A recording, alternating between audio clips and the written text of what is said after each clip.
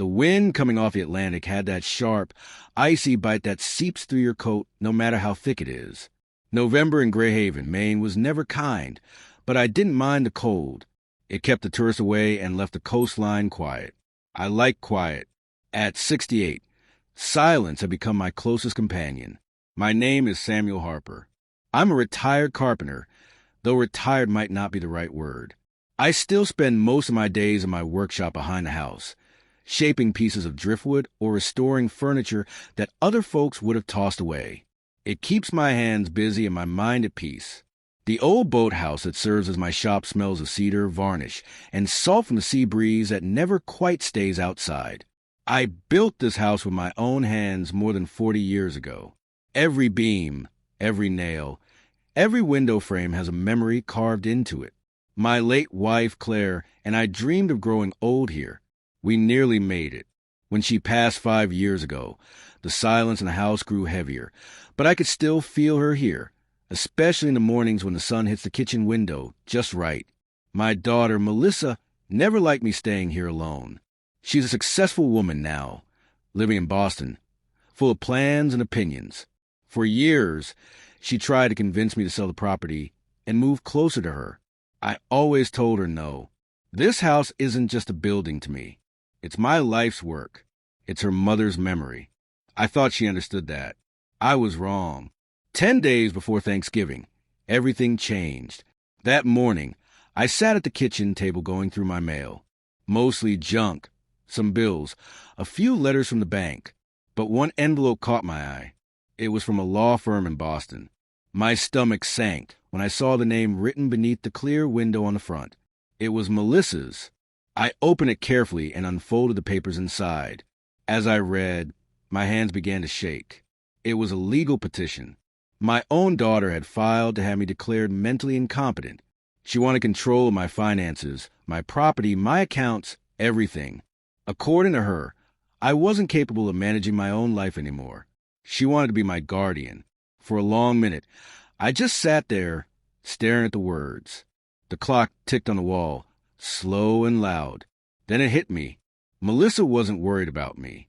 She was after what I had built. Every memory, every hour of sweat, every piece of my life. She wanted it in her name. I set the papers down and walked to the window. The sea was rough that morning. Waves smashed against the cliffs below, spraying white foam into the air. The wind howled through the cracks in the siding. It matched the noise in my head. Anger, confusion, disbelief. They all swirled together until I couldn't tell one from the other. That night, I couldn't sleep. So I drove into town to see an old friend of mine, Ellen Brooks. She'd worked as a clerk at the county courthouse for years before retiring. We met at a diner just off Main Street, the kind of place where the coffee is always a little burnt, but the company is good. I slid the letter across the table and watched her read it, her brow furrowed. Sam, this isn't a misunderstanding. If she files this petition, a judge could freeze your bank accounts. She could sell your house if she claims it's in your best interest. I felt the words settle like stones in my stomach. Can she really do that? She can, Ellen said softly. But you can fight it. You'd need proof she's acting out of greed, not concern. Proof. That word stuck with me. I had ignored all the signs. The way Melissa talked about selling the property, how she laughed at my workshop, saying it was a waste of time. Even the day she brought a real estate agent to just take a look at the place. I thought she was trying to help. Now I knew she was preparing to take. When I got home, I went straight to my workshop. The clock said it was after midnight, but I didn't care. I sat at my bench surrounded by the smell of sawdust and oil and thought about Claire. She'd always known how to handle people, even when they disappointed her. I could almost hear her voice saying, "Don't fight anger with anger, Sam. Fight it with wisdom." By the time the first light crept through the cracks in the door, I knew what I had to do. The next morning, I called my lawyer, Tom Ridley, a man I'd known since our fishing days. I asked him to help me draw up some papers. Quiet ones, private ones. Over the next several days, we moved everything. I shut down accounts, moved my savings, and transferred ownership of my tools and workshop to a small local charity I trusted. Then I placed the house into a revocable trust with my name as the only controller. If anything happened to me, it wouldn't go to Melissa. Not anymore. By the time Thanksgiving week rolled around, every part of my life was secure. Melissa had no idea. On the morning of November 28th, my phone rang. Her name appeared on the screen. I almost didn't answer, but curiosity got the better of me. When I picked up, her voice was bright and cheerful. "Dad, where are you? We're waiting for you. Everyone's here." I smiled to myself. "I'm exactly where I need to be, sweetheart." She hesitated. "What does that mean?" "You promised you'd come for dinner. Before you sit down to eat." I said, "Why don't you go to my house?" Check the top drawer of the desk in my study. There was a pause. "Why? What's in there?" "You'll see." I hung up. 5 minutes later, the phone rang again, but I didn't answer. I knew what she had found. Inside that drawer was an envelope addressed to her. Inside it were copies of her guardianship petition stamped withdrawn, along with a letter from my lawyer confirming the trust and her complete removal from my will. She'd lost everything she tried to steal before she even had the chance. I poured myself a cup of coffee and walked outside to the porch. The air was sharp and salty. The sea roared below like it was cheering for me. For the first time in a long while, I felt calm. Not angry, not sad, just free.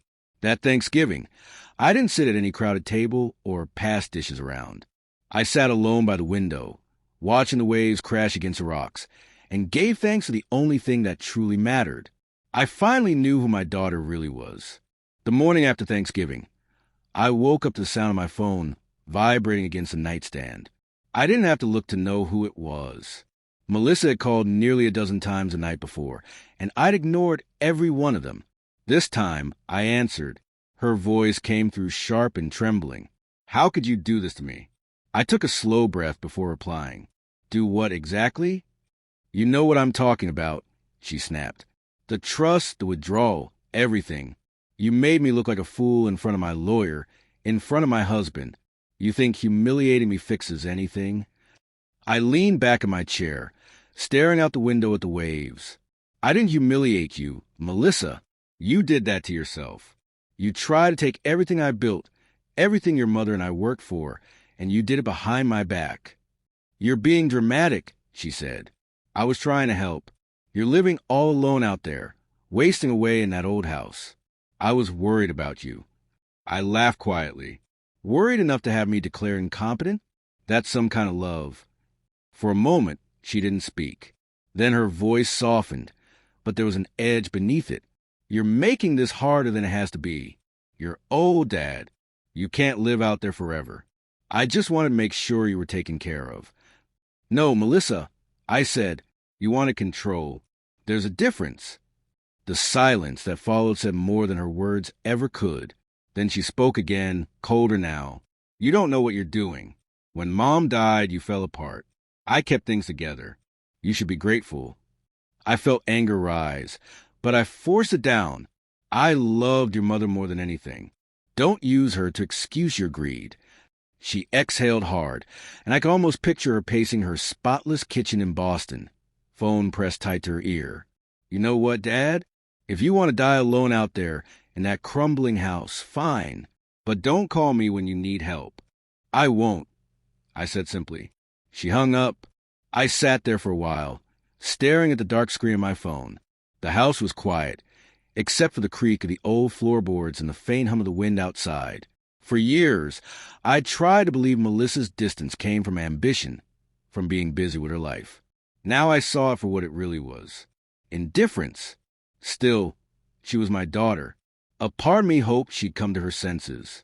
But hope, I've learned, is a fragile thing. Later that afternoon, I walked down to the workshop to sand a table I'd been working on before all this mess started. The rhythmic sound of sandpaper against would calm me, steadying my thoughts. I'd always found comfort in the process. When you build something with your hands, there's honesty in it. No tricks, no hidden motives, just effort and result. The door creaked open behind me. I turned, and there she was. Melissa stood in the doorway, her coat pulled tight, her hair whipped by the coastal wind. Her eyes were red, but not from sadness, From anger. You could have at least told me you were coming, I said quietly. I didn't come to talk, she shot back. I came to see what kind of man my father turned into. I set the sandpaper down and faced her fully. The same man who raised you. The same man you tried to betray. She stepped closer, her heels clicking on the wooden floor. You're making me out to be a villain, Dad. You've always done that.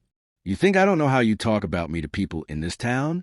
Poor Sam, the lonely widower whose daughter doesn't visit enough. I never said that. I replied calmly. You didn't have to, she said. You made me feel guilty every time I came here. You talk about Mom, about how things used to be. You think that's easy for me? Watching you rot away in a place that should have been sold years ago. Her voice cracked then, just a little, and for a moment I saw the little girl she used to be, the one who used to help me in the workshop, the one who called me her hero. But that moment passed. You don't get to rewrite this, Melissa, I said. You made a choice, and now you have to live with it. She glared at me, tears glinting in her eyes. You're pathetic. You think locking up your money in your house makes you safe? It just makes you alone. I nodded slowly.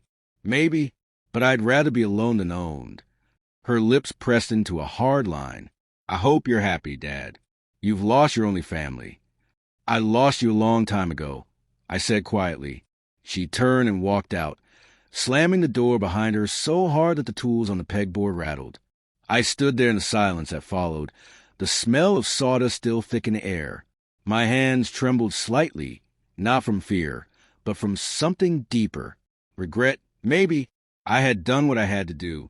I protected what mattered. But standing there, listening to the wind howl outside, I wondered if protecting myself had also meant closing the last door between us. That night, I sat by the window with a cup of coffee, watching the lighthouse beams sweep across the dark ocean. I thought about Claire and what she'd say if she could see us now. She'd probably tell me that pride cuts both ways. Maybe she'd be right. But sometimes doing the right thing leaves you with the kind of quiet that hurts more than noise ever could. I told myself I'd done enough, that I didn't know Melissa anything more. But deep down, I knew this wasn't over. Not yet. The next few days after Melissa's visit were quiet. Too quiet. I tried to focus on my work in the shop, but even the familiar rhythm of the saw and the smell of wood shavings couldn't drown out the echo of her words. You've lost your only family. She was wrong, I told myself. I hadn't lost her. She'd lost me. But the truth has a way of settling in when the noise fades. At night, when the wind pressed against the windows and the sea roared like some distant monster, I wondered if I'd done the right thing.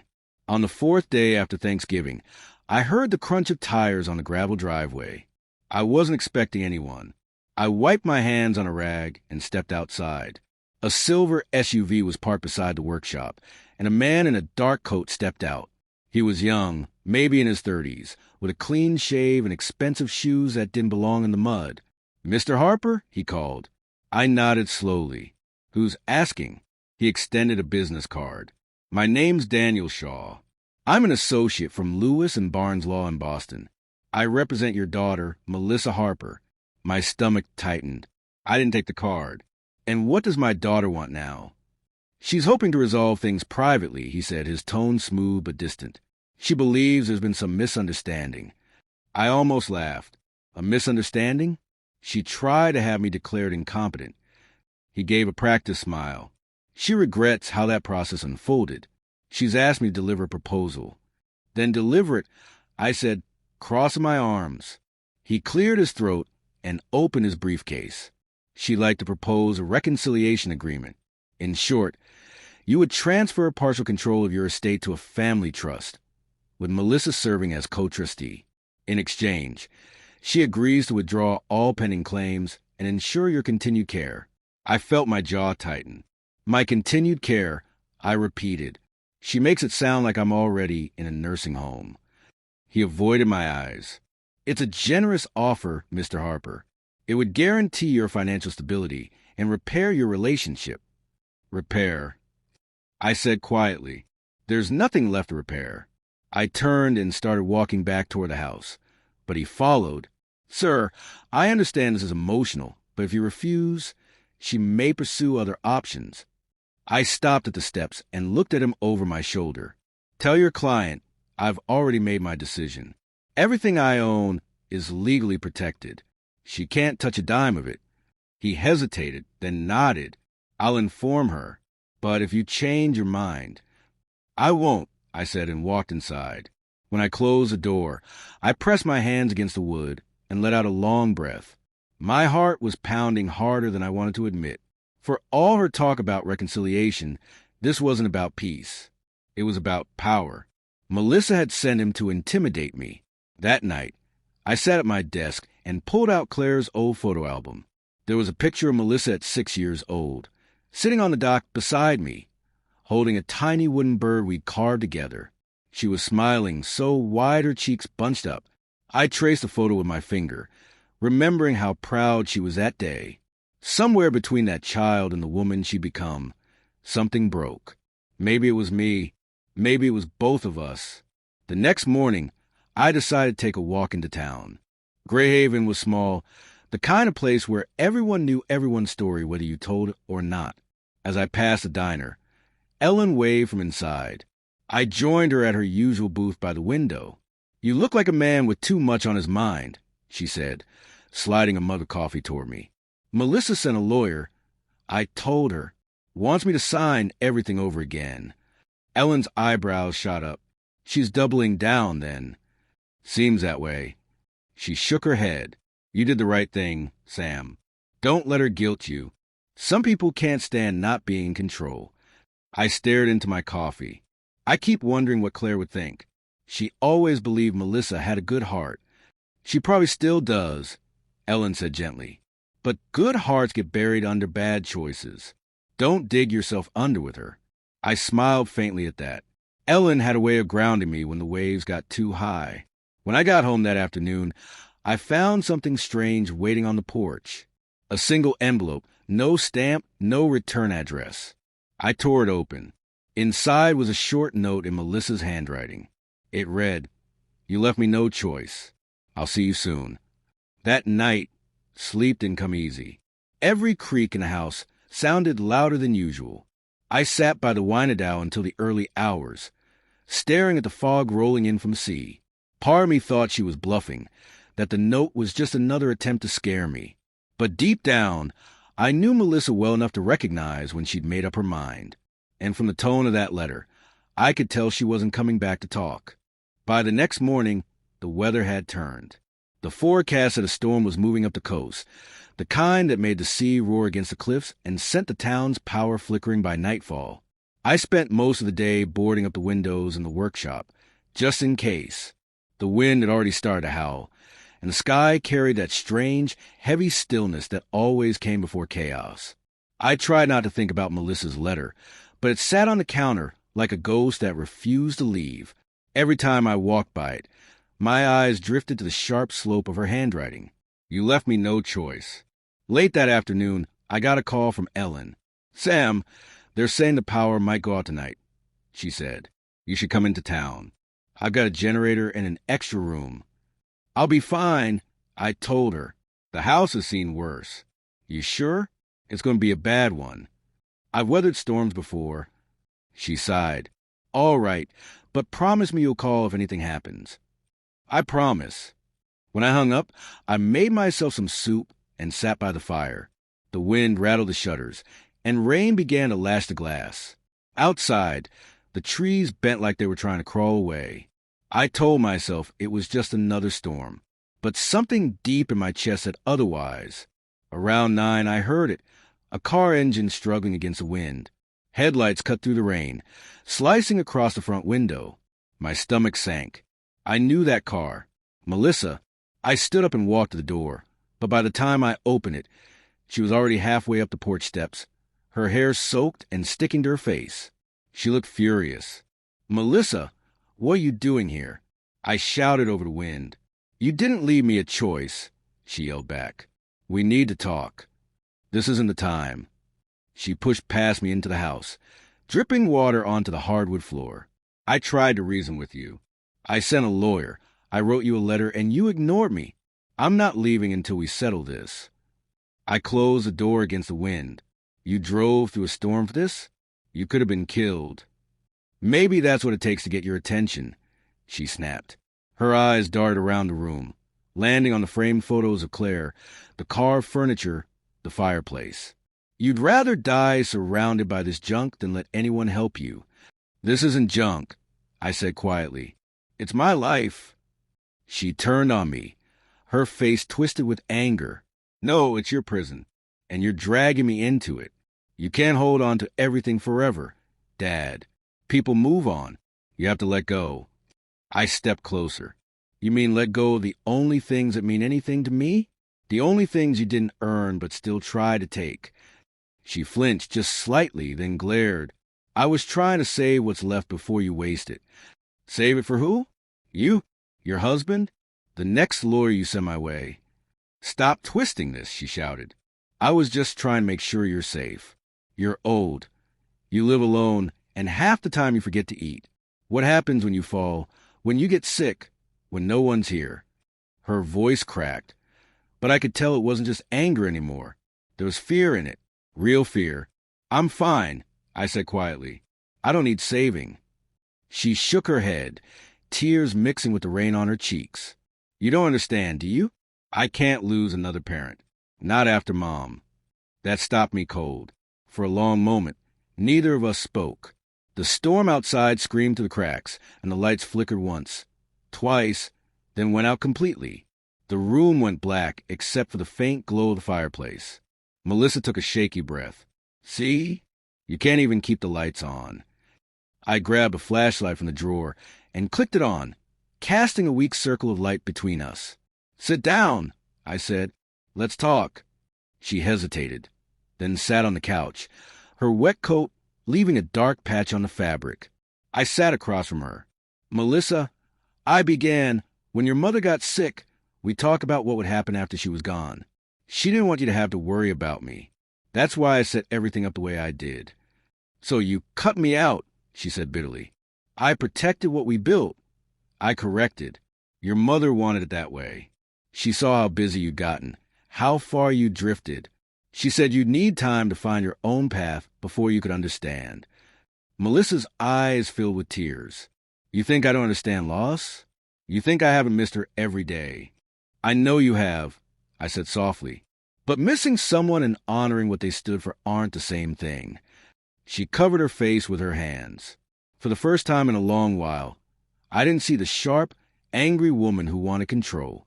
I saw my daughter, hurt, scared, and lost.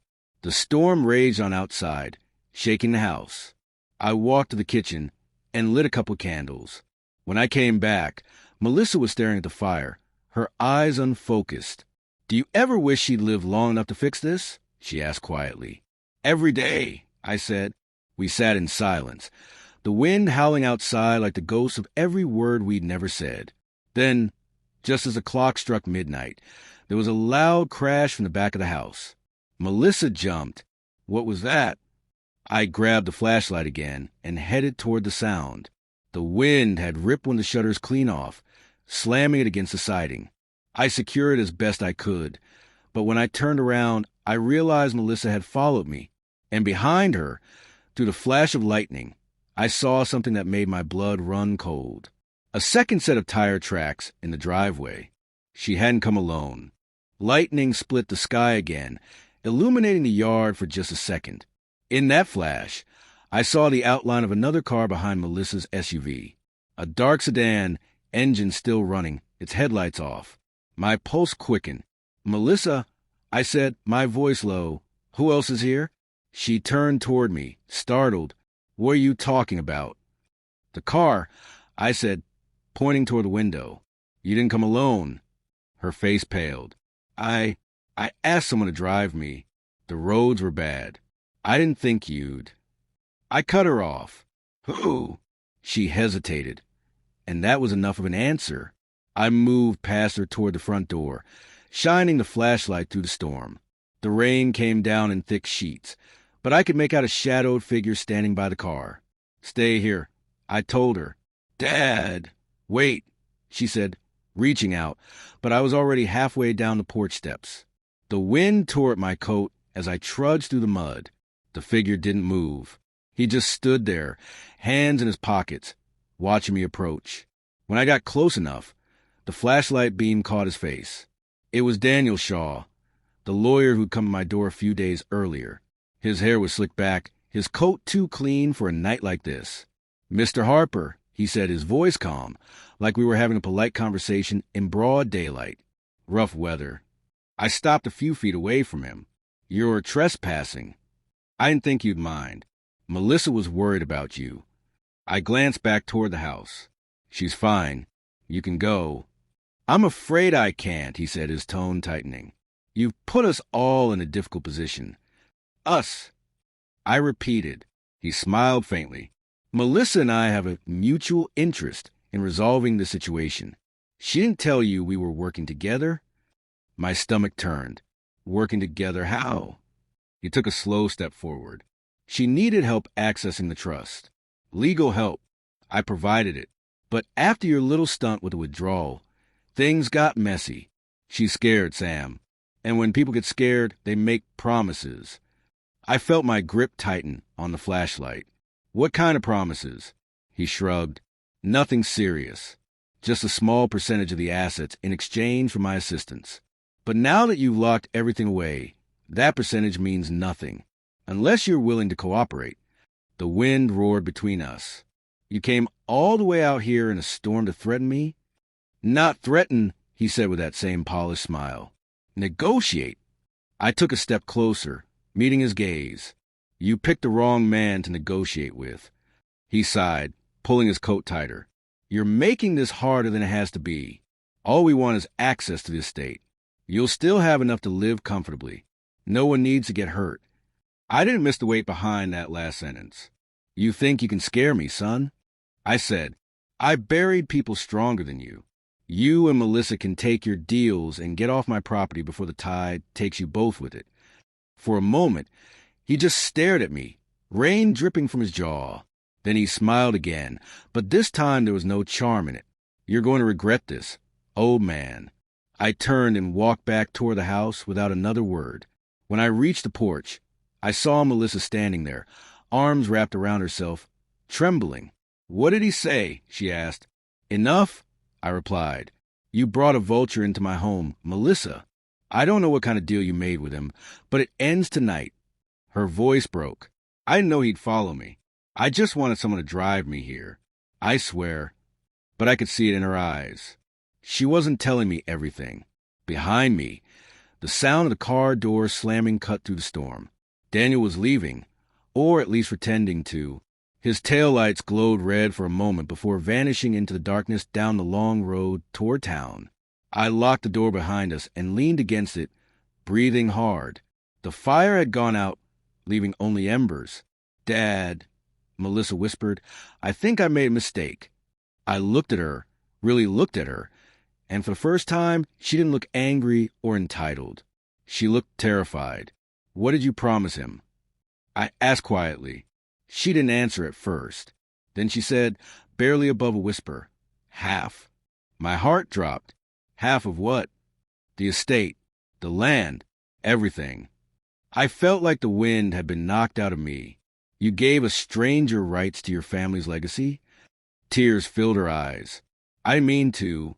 He said he could help me fix things, that he'd stop the court filings if I gave him a stake.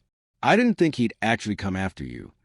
I ran a hand over my face, trying to think. The storm outside was growing worse. The windows shuddered against the wind, and the lights flickered again even though the power had barely returned. "You need to pack a bag," I said. "We're leaving." She blinked. "Leaving? Where?" "Anywhere but here." She hesitated, then nodded. We went to our rooms, grabbing what we could in the dark. As I pulled open my drawer for a flashlight battery, I saw something I hadn't noticed before, a small black device tucked beneath my shirts. I picked it up, frowning. It was a recorder, blinking red. I pressed a button, and Daniel's voice filled the room. "He's paranoid. Keep him talking. We'll find the papers tonight." I turned off the recorder and froze. He'd planted it here earlier when he first came, which meant this wasn't just about threats. They'd been planning something for days. I walked back into the hall. Melissa was standing there with her suitcase, tears streaking her face. I held up the recorder. "Did you know about this?" I asked. Her eyes widened. "No, I swear I didn't." Before I could say anything else, we both heard it, the creak of a floorboard in the kitchen. Someone was in the house. The creak came again, slow and deliberate, like someone trying not to be heard. Melissa froze, her suitcase slipping from her hand. "Dad," she whispered, "what was that?" I raised a hand for her to stay quiet. The power flickered once, then went out again, plunging the house into darkness. The only light came from the faint glow of my flashlight. I listened. The storm outside was deafening, but underneath the wind and rain, I heard it, the soft thud of footsteps moving across the kitchen floor. "He's back," I said. Melissa's voice trembled. "Daniel." "Stay here," I whispered. "Lock yourself in the study and don't come out until I tell you." "But, Dad, now." She hesitated, then did as I said, her footsteps retreating down the hall. I waited until the study door clicked shut, then moved slowly toward the kitchen, flashlight in one hand, an old hammer from my workbench in the other.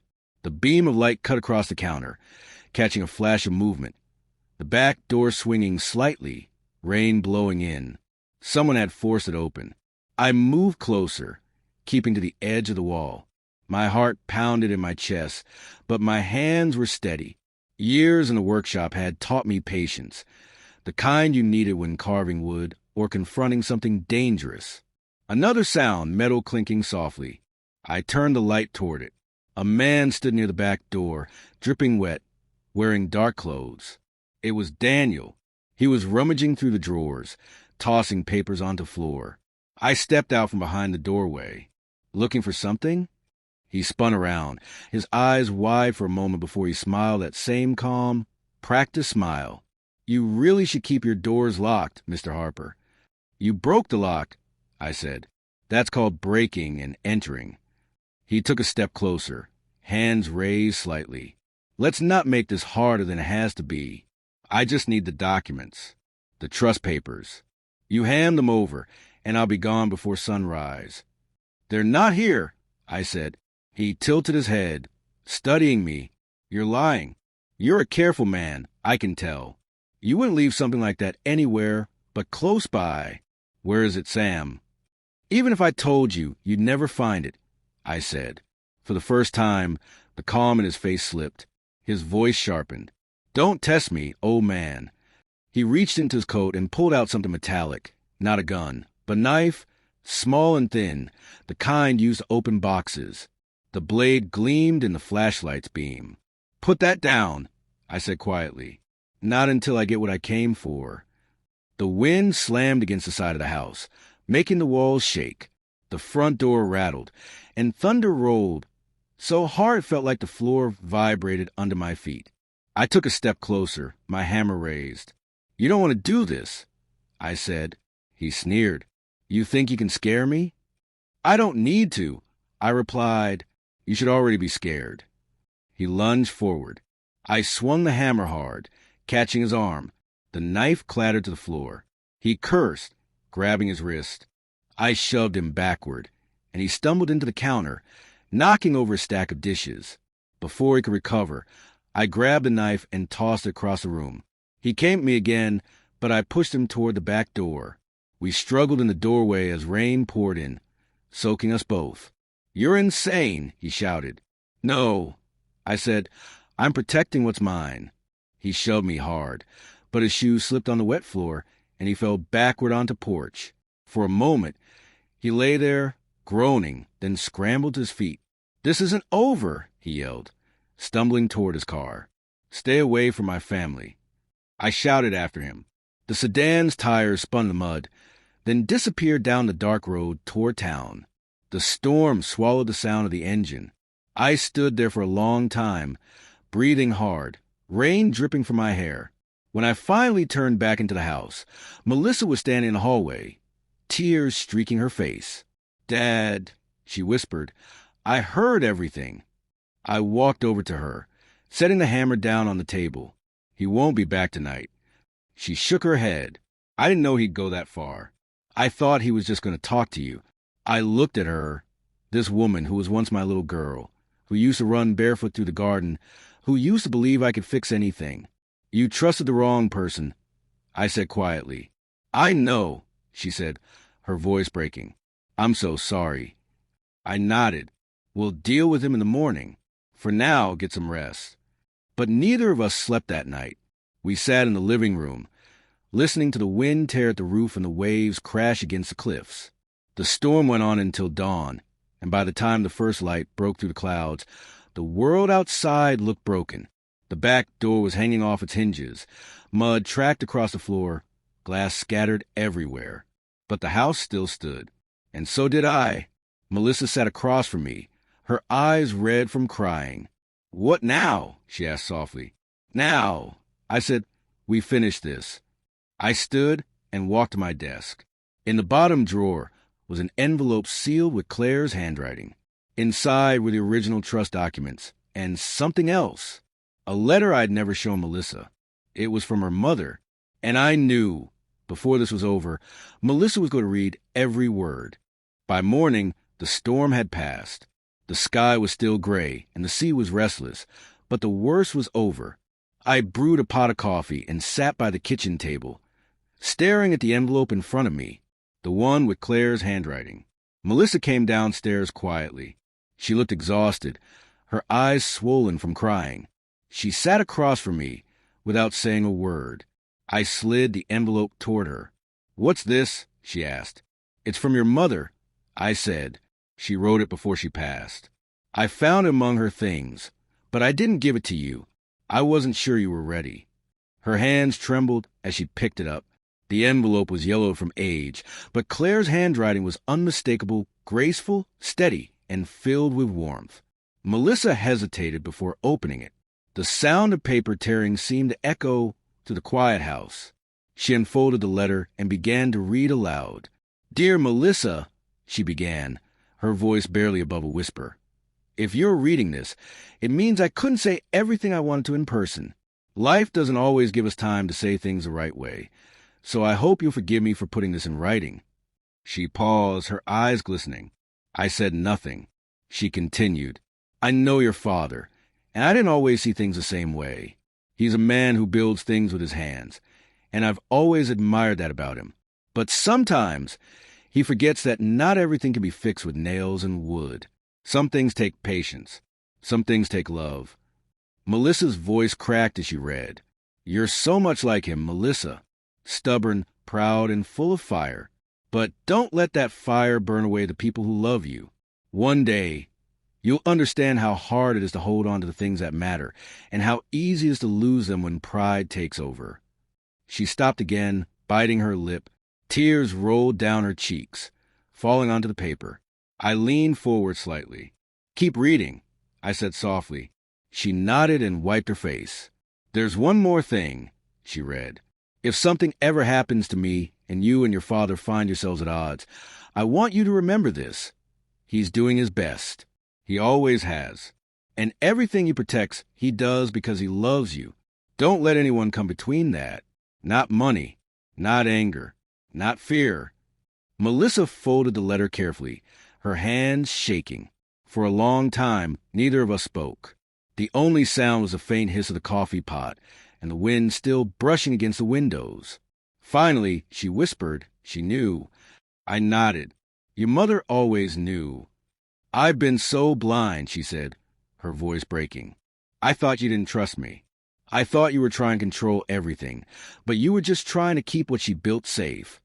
I looked at her, my throat tightening. I wasn't perfect, Melissa. I made mistakes. I held on too tight. But I did it because I thought it was the only way to protect you from people like him. She looked up. Daniel. Men like him have been around forever, I said. They find people's weaknesses and use them. You're not the first person he's taken advantage of. She shook her head. I let him in. I trusted him more than my own father. You were lost, I said gently. You were hurting. And when people are hurting, they reach for whoever's standing closest. She let out a shaky breath. What do we do now? We start over, I said, Together, she gave a faint, broken smile. After everything I've done, you still want that? You're my daughter, I said simply. There's nothing you could do to change that. For the first time in years, I saw something soften in her eyes. Not guilt, not anger, but peace. It was small, fragile, but it was there. We spent the next few hours cleaning up the house. Broken glass, wet floors, the back door barely hanging on its hinges. By noon, the sun was pushing through the clouds, turning the sky from gray to silver. When I stepped outside to take out the trash, I noticed something in the mud. Fresh tire tracks leading away from a house. Daniel's car. For a moment, I thought he might have given up, but deep down I knew better. Men like him don't walk away empty-handed. I went back inside and checked the locks again. Melissa was sitting at the table, staring at her mother's letter. "Dad," she said suddenly, "what if he comes back?" "He will," I said, "but next time we'll be ready." Her eyes met mine, and for the first time in a long while there was trust there. That evening, as the sun dipped behind the horizon, I went to my desk and pulled out the spare set of trust papers, a decoy I prepared years ago, just in case. I placed them in an envelope, sealed it, and set it on the table. Melissa watched me. "What's that for?" "A little insurance," I said. "If Daniel shows up again, we'll give him what he thinks he wants." She frowned. "You're going to trick him?" I smiled faintly. "Let's just say I'm going to finish what he started." Outside, the wind had calmed, and the sea glimmered under the fading light. It was peaceful, but I knew that peace wouldn't last. Daniel Shaw had underestimated me once. He wouldn't make that mistake again. But what he didn't know was that I'd been planning for men like him my entire life. The next few days passed in uneasy quiet. The air felt different, heavy, expectant, as if the house itself was waiting for something to happen.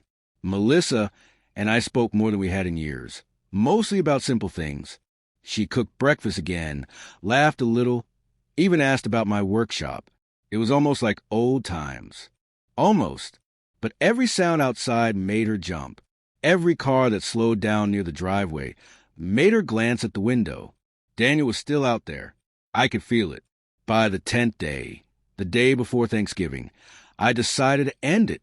That morning, I woke early, the sky still dim and cold. I packed a small bag, loaded the decoy documents into a folder, and placed it in the drawer of my desk. Then I sat down and wrote a note, short and simple. Melissa was still asleep when I slipped out of the house. I took my old truck and drove into town. The diner near the highway was nearly empty. I ordered black coffee and watched the rain begin again outside. The place smelled of toast and grease, the same as it had for 20 years. When my phone buzzed, I wasn't surprised. Unknown number. I answered. "Daniel." His voice came through, calm but strained. "You're a hard man to find, Sam." "I didn't move," I said. "You just weren't looking in the right places." He chuckled softly. Still stubborn. "I respect that. I assume you know what I'm calling about." "The trust papers." "That's right. I think it's time we finish this. You give me what I want and I'll disappear. You'll never see me again." I sipped my coffee. "You should know by now. I don't make deals over the phone." "Then where?" he asked. "Tomorrow," I said. "Thanksgiving morning. 10 o'clock. You know the cliffs west of town." "I do." "Meet me there." "Alone?" There was a pause. "You sure you want to do this, old man?" "I've never been sure of anything." He hung up. I stayed in the diner a while longer, then drove back home. Melissa was pacing the living room when I walked in. "Where were you?" she asked. I woke up and thought. "I know," I said. "I had to make a call." Her eyes widened. "You talked to him?" I nodded. "He's meeting me tomorrow morning." "You can't go," she said. "He'll hurt you." "I'm counting on him trying," I said quietly. "That's how this ends." She shook her head. "No, we should call the police." "I already did." I told her. "I left them a message. They'll be waiting near the cliffs, but they won't move in until I give a signal." She stared at me, realization dawning. "You planned this." "I had to," I said. He won't stop until he thinks he's won. And when he does, they'll take him away for good. She looked at me, tears welling in her eyes. You're still protecting me. That's my job, I said with a faint smile. That night, we had dinner together. Simple food, soup, bread, and a bit of leftover stew. The storm outside was distant now, a soft rumble instead of thunder. It felt like the calm before the end. Before going to bed, Melissa hugged me tightly. It was the first time she had done that since her mother's funeral. I'm sorry, she whispered. I know, I said. Go get some sleep. Tomorrow will be a long day. I barely slept. At dawn, I dressed, grabbed my bag, and headed out. The cliffs were gray and cold, the sea below roaring as waves crashed against the rocks. I didn't wait long before I saw Daniel's car pull up. He stepped out, wearing that same dark coat, hands in his pockets. He walked toward me with a smile that didn't reach his eyes. You look tired, Sam. Been a long week, I said. Do you have it? I held up the folder. Right here. He took a few steps closer. You really should have just handed this over days ago. We could have avoided all the trouble. I like to finish things properly, I said. He reached out, and I let him take the folder. He opened it quickly, scanning the pages. His smile faltered. These aren't real, he said. No, I said, but the police waiting up the road are... He froze. I pulled a small remote from my pocket and pressed a button. From the distance, sirens erupted. Daniel's face changed, the calm replaced by panic. You set me up, he hissed. You set yourself up, I said. You came after my daughter. You broke into my home. You made this personal. He backed away, but it was too late. 2 patrol cars rolled down the dirt road, lights flashing. Officers stepped out, weapons drawn. Daniel turned and ran toward his car, but the mud betrayed him. He slipped, fell hard, and by the time he got up, they were on him. Within minutes, he was handcuffed and shouting as they dragged him toward the cruiser. I watched in silence. When they passed by, one of the officers nodded to me. You did good, Mr. Harper. I nodded back, just doing what I had to. When I got home later that morning, Melissa was waiting at the door. One look at my face told her everything. It's over, she asked. It's over, I said. She stepped forward and hugged me again, tighter this time. Thank you. Don't thank me, I said softly. Just live better than I did. That's all I want. That afternoon, we cooked dinner together. The house smelled like roasted turkey and herbs, just like it used to when Claire was alive. We ate by the window, watching the sea calm beneath a pale orange sky. For the first time in years, there was peace in the house. Later that evening, as the phone rang, Melissa answered. It was the sheriff, confirming Daniel Shaw was in custody and facing multiple charges, fraud, theft, and assault. She thanked him and hung up. She turned to me. He asked one thing before they took him away, she said. What's that? He wanted to know where you were. I laughed quietly and looked at her. You should have told him to check the drawer. She smiled through her tears. I think I will. We sat there as the last light faded, the sound of the sea steady and soft. 10 days before Thanksgiving, I discovered betrayal that nearly broke my heart. But on Thanksgiving night, I found something else, forgiveness and the faintest spark of hope. And that was enough. If you enjoyed 10 Days Before Thanksgiving, don't forget to like, comment, and subscribe for more stories like this. Tales of betrayal, redemption, and second chances. Your support keeps these stories alive. And which city are you listening from? Let's meet in the comments. If you like the story, you can support me by sending a super thanks so I can keep bringing more stories like this. Thank you so much for your sweet support. I'm looking forward to your comments on the story. On the screen, you can see 2 new life stories that I highly recommend. There's so much more on my channel. Don't forget to subscribe. See you in the next life story.